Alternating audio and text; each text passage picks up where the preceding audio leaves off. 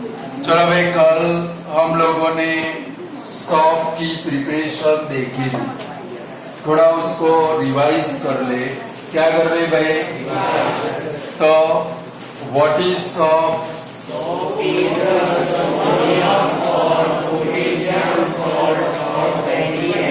भाई shop is a sodium और potassium salt of fatty acid. Fatty acid कौन से है भाई? Stearic acid, oleic acid, palmitic acid. Washing shop के अंदर कौन सा सॉल्ट प्रेजेंट होता है? Sodium salt. और बाथिंग सॉप के अंदर कौन सा salt?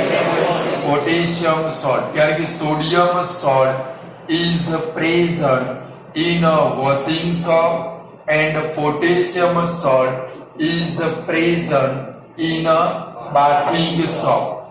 Acid gives glycerol. Acid क्या देता है भाई?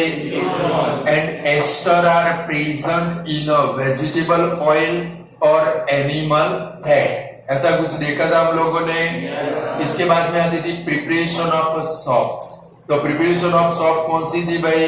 व्हेन एनिमल फैट और vegetable oil are heated with sodium hydroxide, sodium salt of fatty acid and glycerol is formed या तो are formed. This process of preparation of soap is called saponification. चलो इसका equation कौन सा था भाई? तो भाई एनिमल फैट और vegetable oil plus sodium hydroxide gives us glycerol plus sodium salt of fatty acid. चलो इतना क्लियर है दिमाग के अंदर। अब आज का हमारा क्वेश्चन जो देखने जा रहे हैं वो बोर्ड की एग्जाम के लिए हॉट फेवरेट क्वेश्चन। कभी एक्सप्लेन क्लींजिंग इफेक्ट। इफेक्ट के बदले में एक्शन नाम का वर्ड भी आ सकता है। Explain cleansing effect of soap and detergent, या तो explain the structure of micelle. क्या है भाई? Explain the structure of micelle. ऐसा भी क्वेश्चन आ सकता है। वो क्वेश्चन का आंसर हम लोग ये जो आंसर पूरा देखेंगे उसके अंदर आ जाता है। जब आएगा तब आप लोगों को बता दिया जाएगा कि यहाँ पर इसका आंसर। तो आज हमें देखना है डिटर्जेंट। क्या देखना है भाई?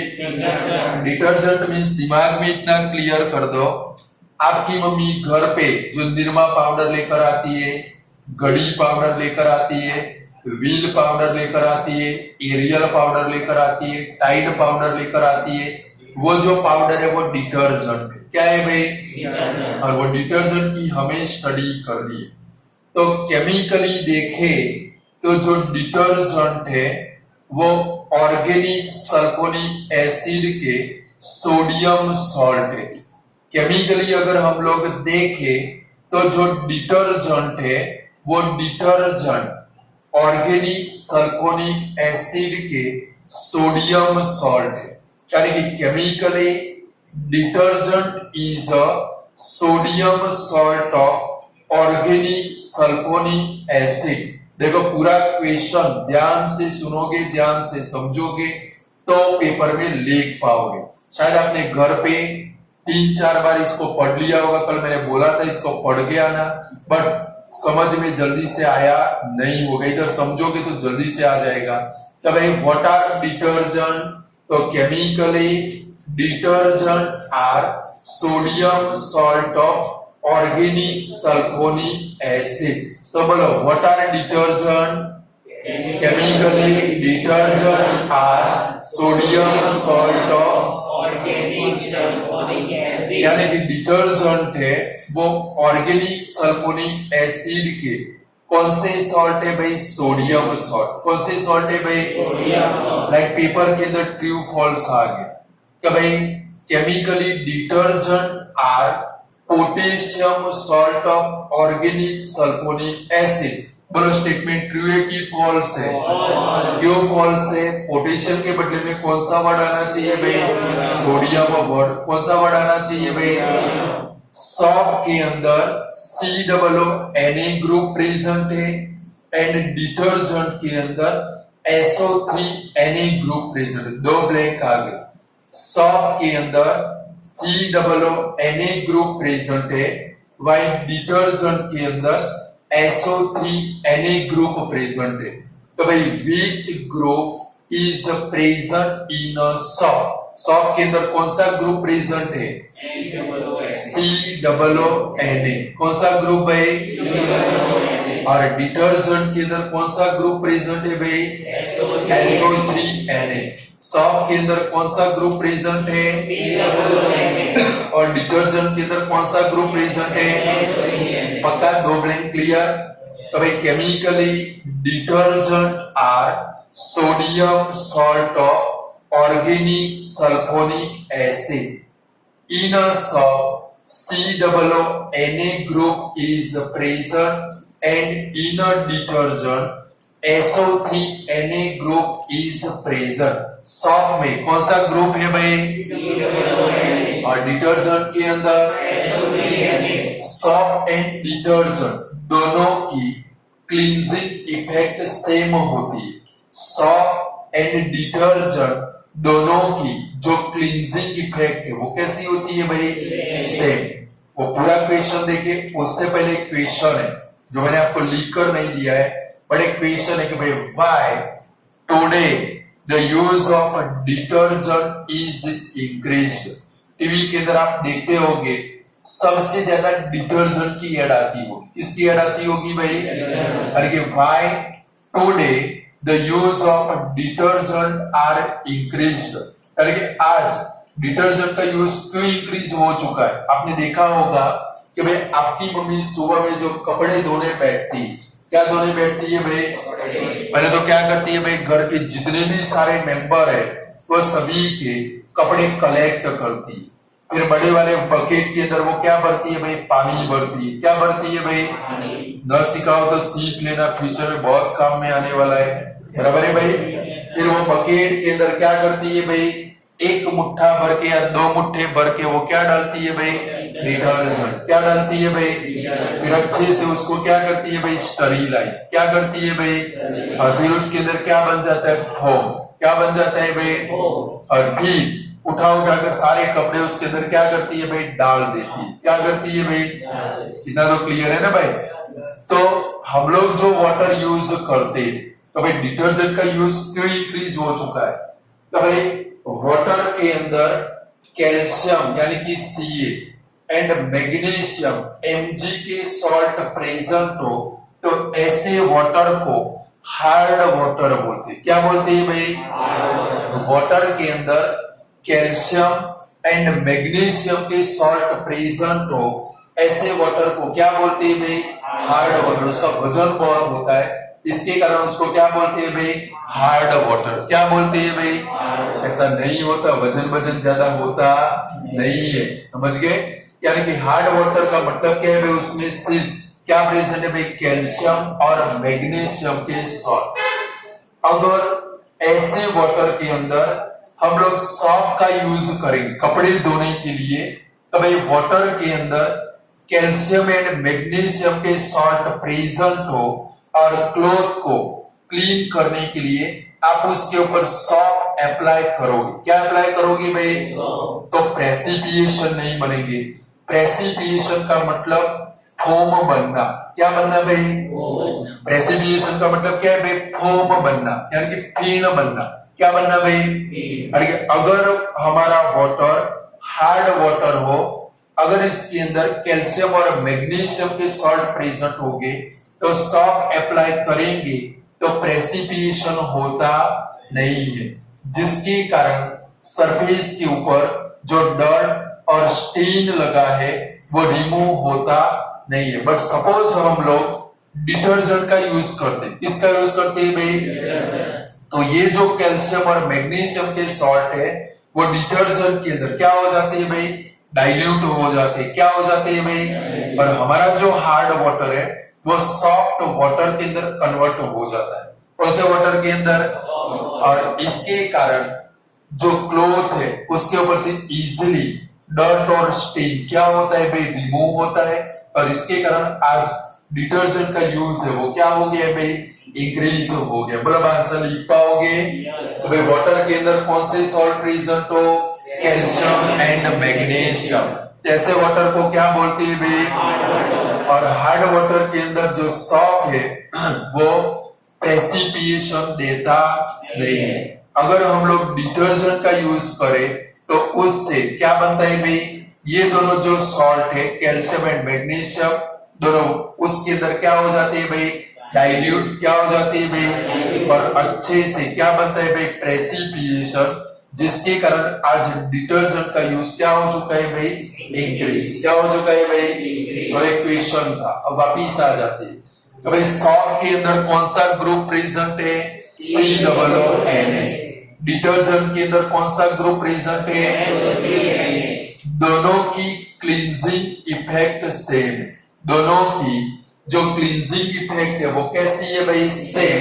बट सॉल्ट एंड डिटर्जेंट दोनों के अंदर दो पार्ट प्रेजेंट है। सॉल्ट एंड डिटर्जेंट दोनों के अंदर दो पार्ट प्रेजेंट है। Number 1 long hydrocarbon chain. क्या भाई, लॉन्ग हाइड्रोकार्बन चेन। ये हाइड्रोकार्बन चेन क्या है भाई,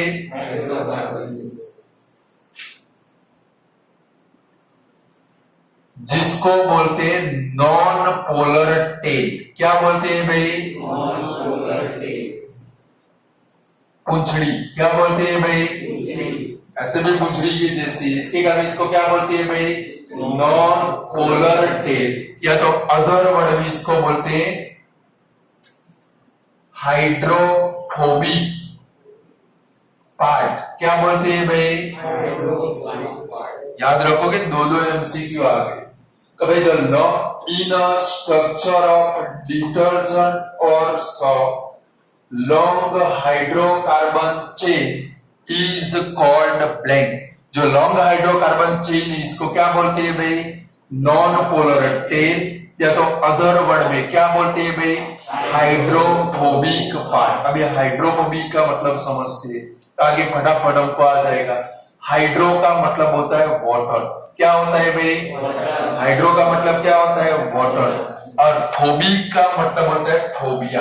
क्या होता है भाई, बहुत सारे लोगों को कुछ अलग अलग टाइप के फोबिया होते हैं। क्या होते हैं भाई, कुत्ते को देखे तो कुत्ते से फोबिया हो तो डर के मारे भाग जाते हैं, जिसको क्या बोलते हैं भाई, फोबिया। क्या बोलते हैं भाई, मोबोफोबिया हो। क्या हो भाई, मोबाइल दिल से दूर करते हैं, इसको क्या बोलते हैं भाई, मोबोफोबिया। एक डिसीज है, इतना समझ लेना। अगर आपको मोबाइल की डायरेक्शन में ज्यादा अट्रैक्शन हो गया, मीन्स आप क्या हो चुके हो भाई, मोबोफोबिया बन चुके हो। क्या बन चुके हो भाई, उसको अपने से दूर करना। क्या करना भाई, यानी कि फोबिक का मतलब होता है कि भाई ये जो पार्ट है, यानी कि फोबिया का मतलब होता है उससे दूर भागना। इससे दूर भागना। हाइड्रो का मतलब क्या है भाई, वाटर। फोबिक का मतलब क्या है भाई, दूर भागना। यानी कि जो लॉन्ग हाइड्रोकार्बन चेन है जिसको हम लोग क्या बोलते हैं भाई, नॉन पोलर टेल। क्या बोलते हैं भाई, या तो अदर वर्ड में क्या बोलते हैं भाई, हाइड्रोफोबिक पार्ट। ये जो पोर्शन है, यानी कि ये जो हमारी नॉन पोलर टेल है, इसको हाइड्रोकार्बन की डायरेक्शन में अट्रैक्शन होता है। हाइड्रोकार्बन का मतलब हमारे कपड़े के ऊपर एडिबल ऑयल गिर गया, या तो क्या लग गया भाई, ग्रीस लग गया। क्या लग गया भाई, ये एडिबल ऑयल हाइड्रोकार्बन पार्ट है। कौन सा पार्ट है भाई, या तो जो ग्रीस लग गया। ग्रीस का नाम सुना है आप लोगों ने, व्हीकल के अंदर यूज होता है, ब्लैक कलर का होता है। ऐसे ओरिजिनल में येलो कलर का होता है, बट बेचारा गर्म होकर कौन से कलर का हो जाता है, ब्लैक कलर का। और वो लग जाए तो डर्ट या तो स्टेन। क्या है भाई, डर्ट या तो स्टेन, बट वो हाइड्रोकार्बन। क्या है भाई, तो सॉल्ट के अंदर COONA ग्रुप प्रेजेंट है, डिटर्जेंट के अंदर SO3Na ग्रुप प्रेजेंट है। दोनों की क्लींजिंग इफेक्ट सेम है, बट दोनों के अंदर दो पार्ट प्रेजेंट होते। नंबर 1 लॉन्ग हाइड्रोकार्बन चेन जिसको बोलते हैं नॉन पोलर टेल, या तो क्या बोलते हैं भाई हाइड्रोफोबिक पार्ट। क्या बोलते हैं भाई हाइड्रोफोबिक। ये जो हाइड्रोफोबिक पार्ट है उसको हाइड्रोकार्बन की डायरेक्शन में अट्रैक्शन होता है, बट वाटर की डायरेक्शन में अट्रैक्शन होता नहीं है। इसको किसकी डायरेक्शन में अट्रैक्शन है भाई हाइड्रोकार्बन की डायरेक्शन में। इसको क्या होता है भाई अट्रैक्शन। हाइड्रोकार्बन मींस कौन भाई डर्ट और स्टेन। कौन भाई हमारे कपड़े के ऊपर जो डर्ट लगी है, जो स्टेन लगा है, वो क्या है भाई हाइड्रोकार्बन पार्ट। कौन सा पार्ट है भाई यानी कि नॉन पोलर टेल को हाइड्रोकार्बन की डायरेक्शन में अट्रैक्शन होता है, बट वाटर की डायरेक्शन में अट्रैक्शन होता नहीं है। यानी कि इसको ये जो नॉन पोलर टेल है, जो हाइड्रोकार्बन पार्ट है, इसको डर्ट और स्टेन की डायरेक्शन में क्या होता है भाई अट्रैक्शन। क्या होता है भाई ये आपका फर्स्ट पैराग्राफ पूरा हो गया। क्या पूरा हो गया भाई समझ में न आए तो बोल देना। तो भाई सॉफ्ट के अंदर कौन सा ग्रुप प्रेजेंट है। क्वेश्चन के आंसर देने में कोई भी शॉर्ट क्वेश्चन आया फट करके आंसर लिख पाओगे। सॉफ्ट के अंदर कौन सा ग्रुप प्रेजेंट है। डिटर्जेंट के अंदर दोनों की क्लींजिंग इफेक्ट कैसी है भाई, बट दोनों के अंदर कितने पार्ट प्रेजेंट है 2 पार्ट। कितने पार्ट फर्स्ट पार्ट जिसको क्या बोलते हैं भाई long hydrocarbon chain. Other word में उसको क्या बोलते हैं भाई नॉन पोलर टेल, या तो क्या बोलते हैं भाई हाइड्रोफोबिक पार्ट। पानी से दूर भागता है। किससे दूर भागता है भाई बराबर है। यानी कि इसको हाइड्रोकार्बन की डायरेक्शन में अट्रैक्शन होता है, बट वाटर की डायरेक्शन में अट्रैक्शन होता नहीं। यानी कि डर्ट और स्टेन की डायरेक्शन में इसको क्या होता है भाई अट्रैक्शन। क्लियर।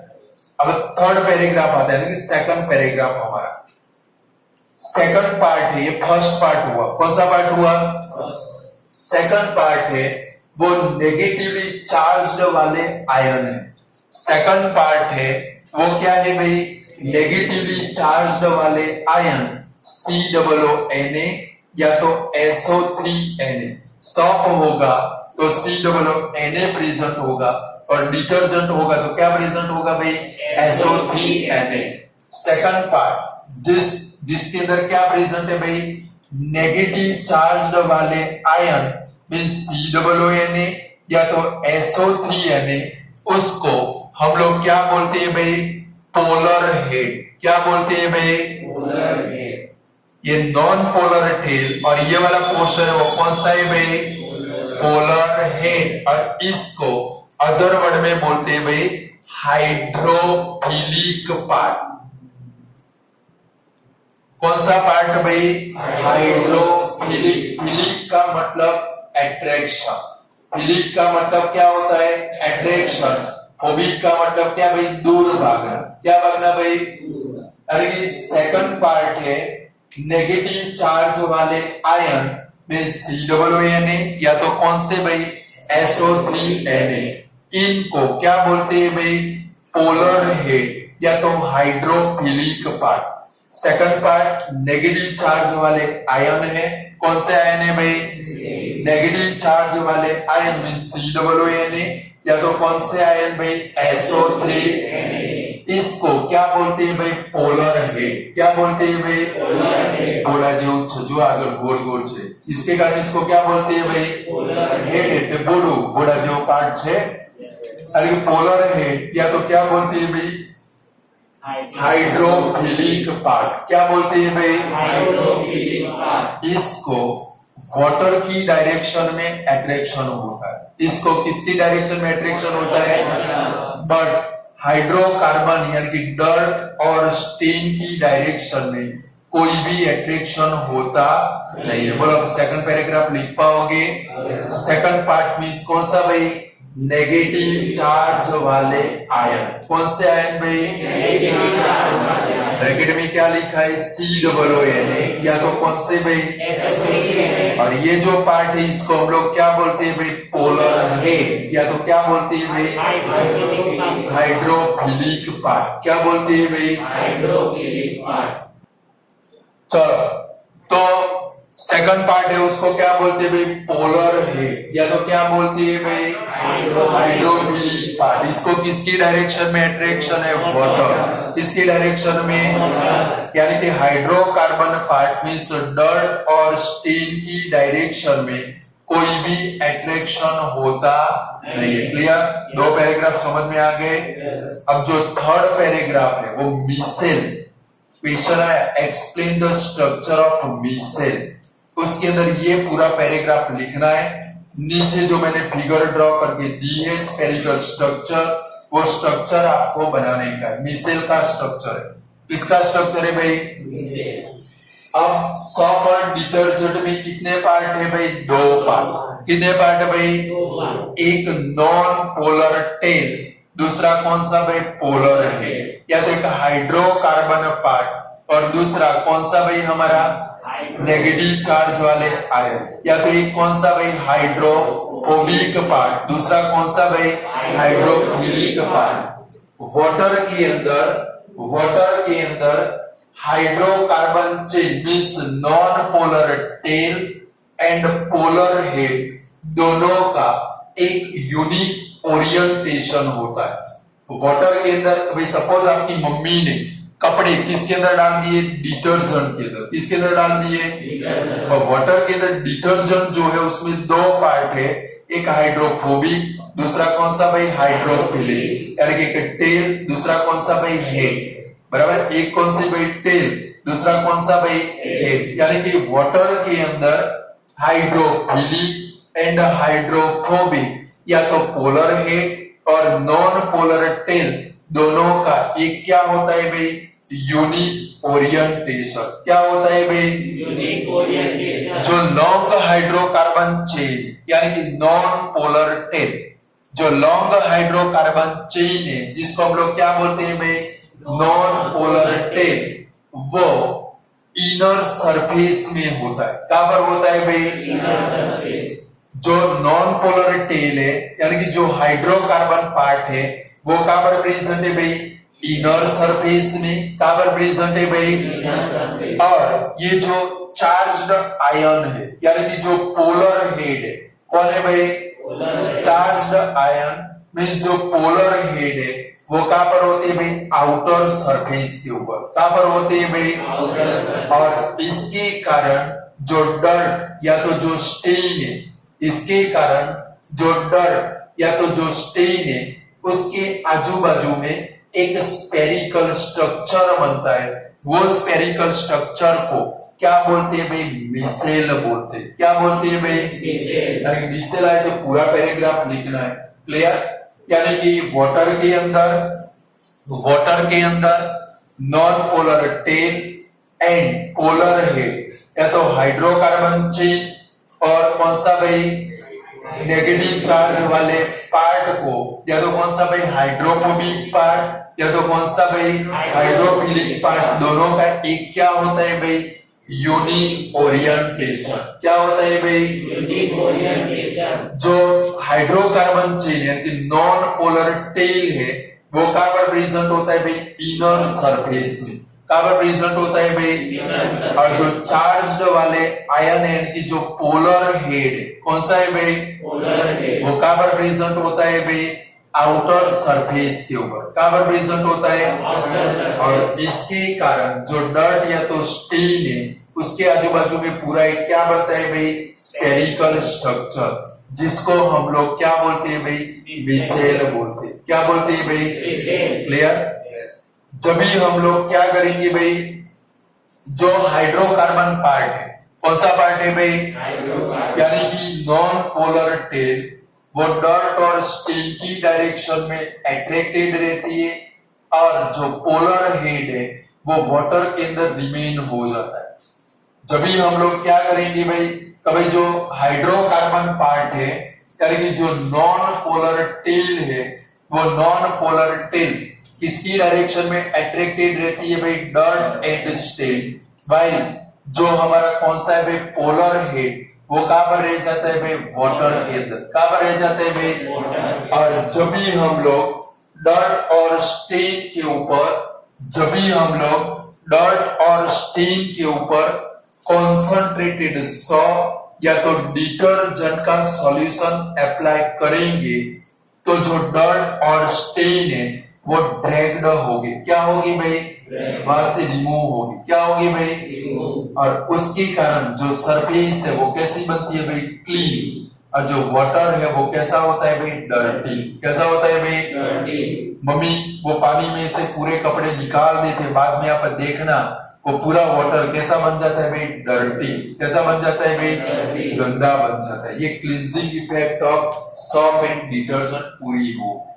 बोला आप लिख पाओगे कि नहीं लिख पाओगे?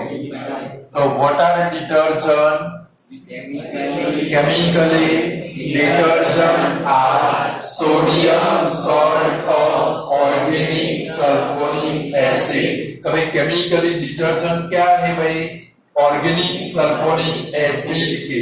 कौन से सॉल्ट है भाई, सोडियम सॉल्ट। कौन से सॉल्ट है भाई, चलो सॉप के अंदर कौन सा ग्रुप प्रेजेंट है, और डिटर्जेंट के अंदर यानी कि इन shop COO group is present, and in a detergent SO3 group is present.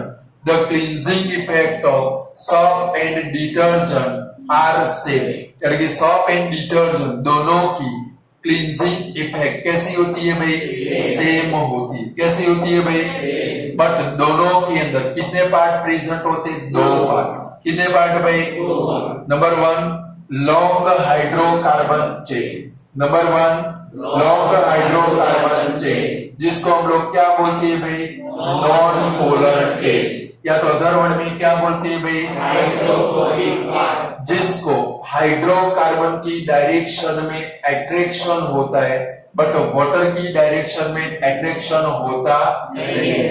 और इसको डर्ट और स्टेन की डायरेक्शन में क्या होता है भाई, अट्रैक्शन।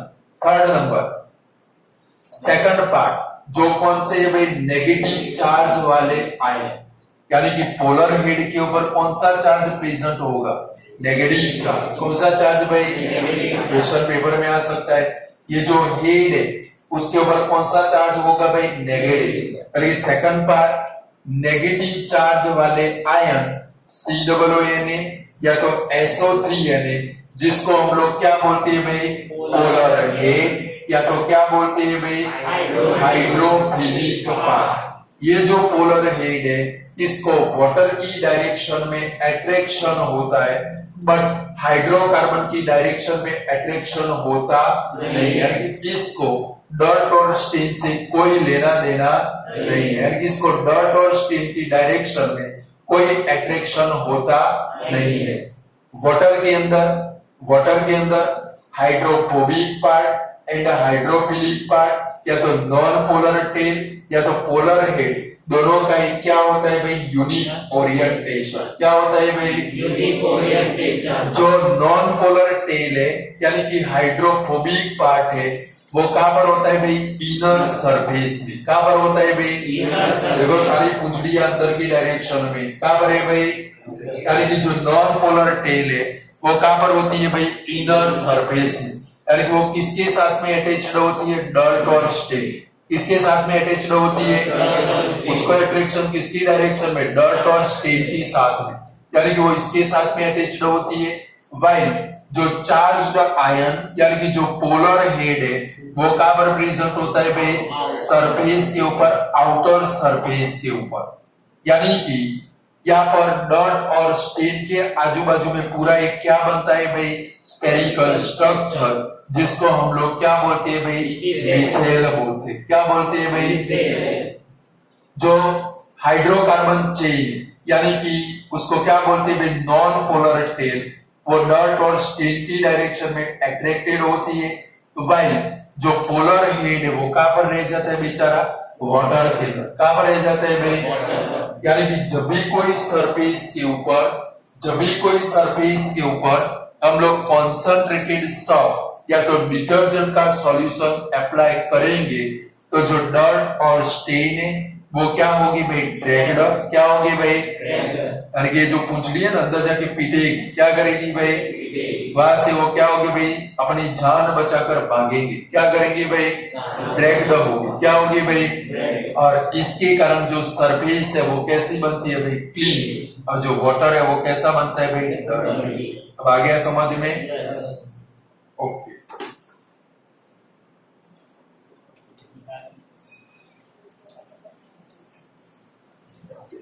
चलो भाई टेक्स्ट बुक के अंदर जरा पेज नंबर 77 निकालेंगे। कौन सा निकालेंगे, आज बहुत सारा टाइम बचा है, एक्सरसाइज के अंदर जाते हैं। कहां पर जाती है भाई, चलो एक्सरसाइज पेज नंबर 77 निकालो। निकाल दिया भाई, वहां पर फर्स्ट क्वेश्चन है, ethane with molecular formula C2H6 has a blank. इसके अंदर कितने कोवेलेंट बॉन्ड होंगे, तो ये इथेन का स्ट्रक्चरल फॉर्मूला है। कौन सा फॉर्मूला है भाई, और इसके अंदर कितने कोवेलेंट बॉन्ड है, ये 6 हाइड्रोजन के 6 और ये 2 कार्बन के बिटवीन का 1, मींस टोटल कितने कोवेलेंट बॉन्ड है, 7 कोवेलेंट बॉन्ड। कितने कोवेलेंट बॉन्ड है भाई, क्लियर।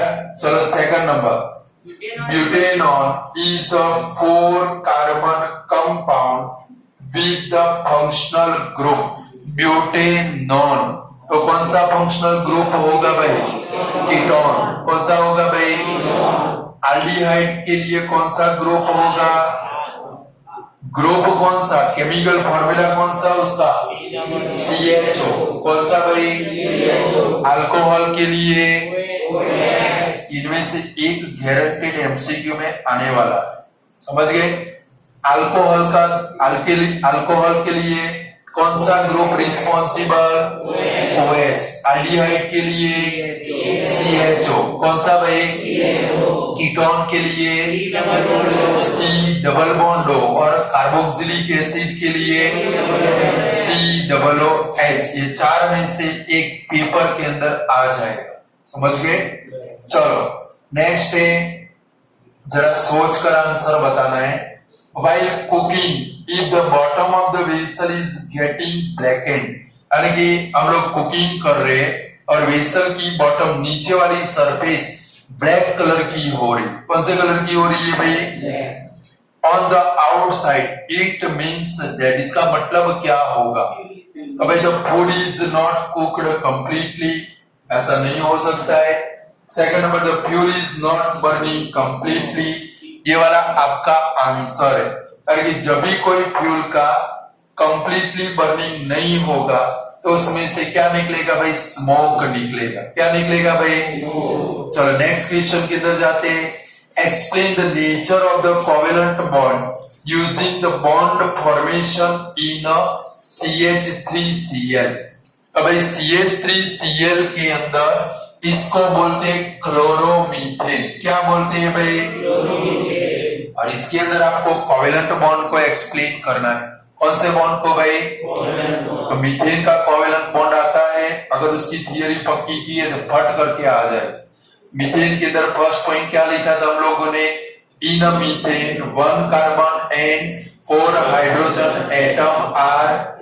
इसके अंदर क्या लिखेंगे, in a chloromethane 1 carbon 3 hydrogen and a 1 chlorine atom is present. फिर किसकी रामायण करनी पड़ेगी भाई, हाइड्रोजन। किसकी करेंगे, भाई the atomic number of hydrogen is 1, there is 1 electron present in the outermost orbit of hydrogen, so each hydrogen atom require 1 electron to achieve double cell closed electronic configuration। एक रामायण बढ़ गई, क्लोरीन की रामायण। किसकी रामायण भाई, the atomic number of chlorine is 17, it's electronic configuration is 287, there are 7 electron present in the outermost orbit of chlorine. So each chlorine atom require one electron to achieve octet electronic. Carbon की Ramayan Mahabharat. The atomic number of carbon is 6. Its electronic configuration is 2, 4. There are 4 electrons present in the outermost orbit of carbon. So each carbon atom require 4 electrons to achieve octet electronic configuration. Hence नाम का word आता है. कौन सा आता था भाई? Hence each carbon atom shed 4 unpaired electron from its outermost orbit to 3 hydrogen atom and 1 chlorine atom. So 4 covalent bond are formed. इधर भी कितने covalent bond बनेंगे? 4. और लास्ट में क्या लिखा था भाई? Carbon is a tetravalent, chlorine is a monovalent, एक इलेक्ट्रॉन चाहिए, hydrogen is a monovalent. So for covalent bond will be with 1 carbon, 3 hydrogen and 1 chlorine atom. इसका स्ट्रक्चरल फॉर्मूला बनाना. क्या बनाना है भाई? तो कैसे बनाएंगे? एक कार्बन बनाएंगे. क्या बनाएंगे भाई? इसके ऊपर कितने हाइड्रोजन आएंगे? 3 हाइड्रोजन. कितने हाइड्रोजन भाई? चलो 3 हाइड्रोजन.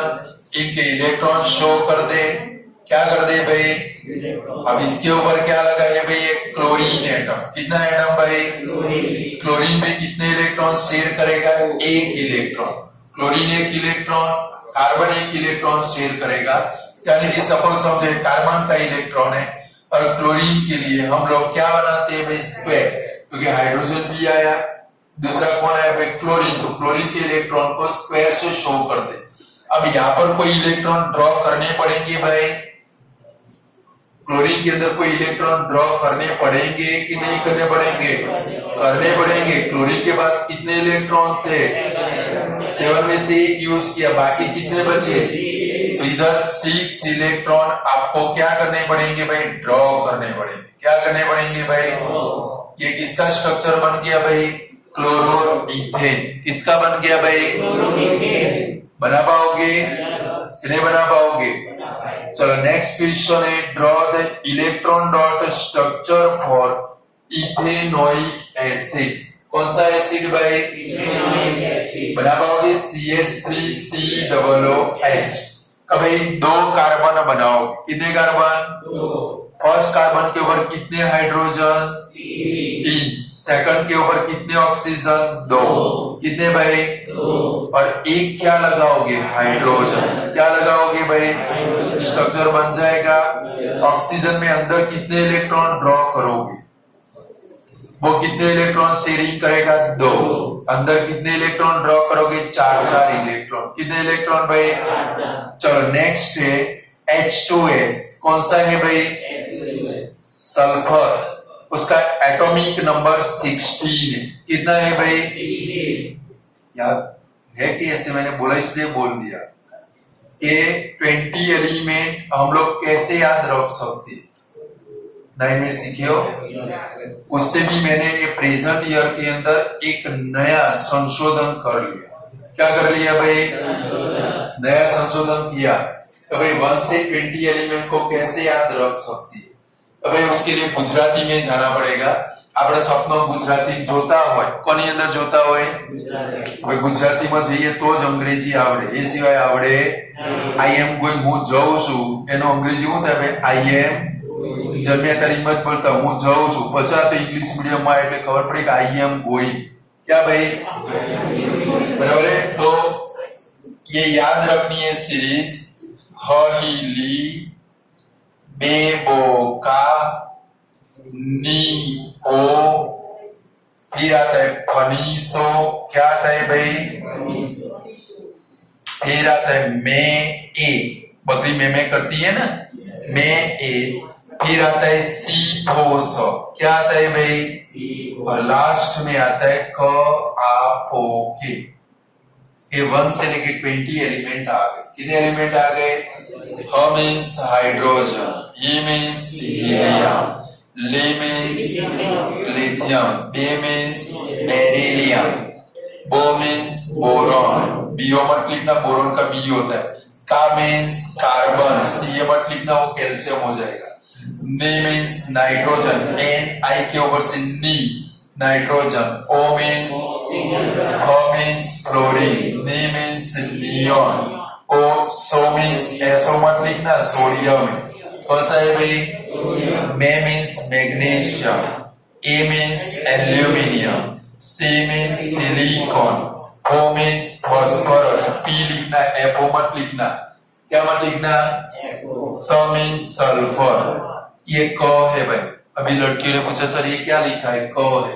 हम लोग क ऐसे लिखते गुजराती मीडियम वाले, बराबर है। क मीन्स क्लोरीन, आ मीन्स आर्गन, ओ मीन्स पीओ मत लिखना, पोटेशियम के, और के मीन्स कैल्शियम, सी ए। 1 से लेके 20 एलिमेंट हो गए। कितने एलिमेंट हो गए? याद रहेंगे? याद रखना, बहुत काम की चीज है, कोई सिखाएगा नहीं 11 12 में। 21 to 30 भी याद रख सकते। एसटी वडोदरा कॉर्पोरेशन में फेरिया को निकालने को जगह दी। क्या भाई? एसटी वडोदरा कॉर्पोरेशन में फेरिया को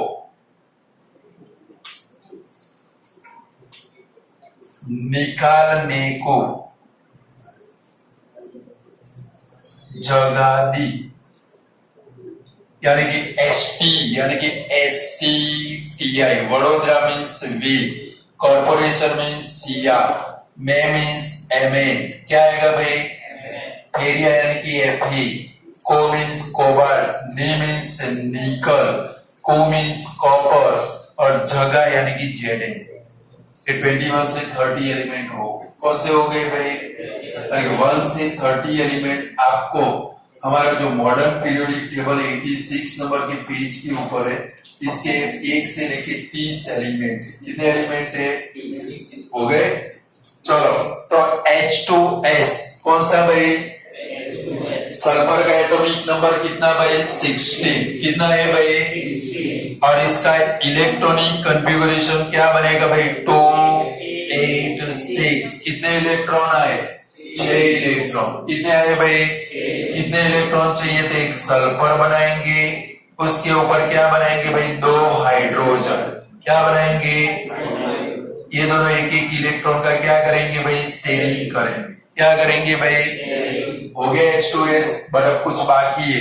सल्फर के बाकी के 4 इलेक्ट्रॉन हमें क्या करने हैं भाई? अंदर ड्रॉ करने। बोलो, बना पाओगे स्ट्रक्चर कि नहीं बना पाओगे? पक्का? चलो, नेक्स्ट है प्रोपेनॉन। उसका केमिकल फॉर्मूला कौन सा? CH3COCH3। कौन सा भाई? CH3COCH3। ऐसे इसका स्ट्रक्चरल फॉर्मूला। फर्स्ट कार्बन के ऊपर कितने हाइड्रोजन दोगे? 3। सेकंड के ऊपर एक भी नहीं। थर्ड के ऊपर कितने हाइड्रोजन? 3। और नीचे क्या लगाओगे? ऑक्सीजन। बट बिटवीन में कौन सा बॉन्ड है? देखो तो, यानी कि ये जो बिटवीन वाला पोर्शन हम लोग बनाते हैं, नीचे ऑक्सीजन लगेगा, वो बिटवीन वाले पोर्शन में कितने इलेक्ट्रॉन बनाओगे? 4 इलेक्ट्रॉन। कितने इलेक्ट्रॉन? समझ में आता है? ऊपर से जा रहा है। नीचे जो ऑक्सीजन लगेगा उसमें कितने इलेक्ट्रॉन आएंगे? 4। कितने आएंगे? और बाकी बिटवीन ये जो यहाँ पर भी एक कार्बन लगेगा, इधर भी एक कार्बन लगेगा, यहाँ पर कितने इलेक्ट्रॉन होंगे? 2 इलेक्ट्रॉन। कितने होंगे भाई? 2। बना पाओगे? Last step F2। कौन सा है भाई? F2। जरा देखो तो, फ्लोरीन का F यानी कि फ्लोरीन का एटॉमिक नंबर कितना बनता है? 9। कितना बनता है? फ्लोरीन, क्लोरीन, ब्रोमीन, आयोडीन, सब में लास्ट ऑर्बिट में 7 इलेक्ट्रॉन। कितने इलेक्ट्रॉन है? सेम क्लोरीन जैसा स्ट्रक्चर बनेगा। इसका इलेक्ट्रॉनिक कॉन्फ़िगरेशन क्या बनेगा भाई? 2 7। लास्ट ऑर्बिट में कितने इलेक्ट्रॉन आए? 7। तो 2 फ्लोरीन एटम। कौन से भाई? 2 फ्लोरीन एटम एक एक इलेक्ट्रॉन का शेयरिंग करेंगे, और हर एक के पास कितने इलेक्ट्रॉन बचेंगे? 6 इलेक्ट्रॉन। कितने भाई? हो गया स्ट्रक्चर। बना पाओगे सेम क्लोरीन के जैसा फ्लोरीन का, ब्रोमीन है तो भी यही स्ट्रक्चर बनाओगे, सिर्फ बिटवीन में Br कर दोगे। आयोडीन है तो भी यही स्ट्रक्चर, बिटवीन में क्या आ जाएगा, I। क्या आ जाएगा भाई? चलो 6 नंबर क्वेश्चन आ सकता है आप लोगों को। बाकी का एक भी काम करिए। लास्ट क्वेश्चन देख लो 15 नंबर, कर सकते हो। यहाँ पर हमारे चैप्टर पूरा होता है। कल यहाँ पर हमारा चैप्टर क्या होता है भाई, पूरा हो जाता है।